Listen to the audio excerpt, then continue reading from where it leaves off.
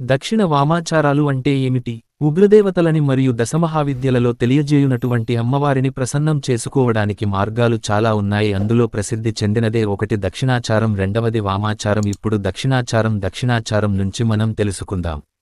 దక్షిణాచారం అంటే అమ్మ వాళ్లని ప్రసన్నం చేసుకోవడానికి, సంసారం చేసుకుంటూ కూడా అమ్మవార్ల ప్రసన్నం చేసుకోవడానికి ఈ మార్గాన్ని అనుసరించవచ్చు. కొన్ని పూజా విధానాలు మరియు గాత్రంతో అమ్మవార్లను పూజించవచ్చు. సర్వసాధారణమైన పూజలు ఉంటుంది. ఈ దక్షిణాచారాన్ని ఎవరైనా ఏ స్థితిలో ఉన్న సాధనగా చేసుకోవచ్చు.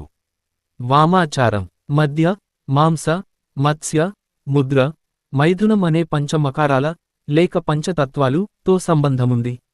మద్యము అనగా పులియపెట్టిన ద్రాక్షరసం, వైన్. దీన్ని అమృతంతో పోల్చవచ్చు. ముద్ర అనగా యోగముద్ర, మైథునం అనగా సంభోగించడం, మత్స్యము అంటే చేపల అమ్మవారికి చేపల్ని నైవేద్యంగా సమర్పించుట. వామాచారం తంత్ర మార్గంలో వామాదేవిని ప్రసన్నం చేసుకోవటానికి మాంసం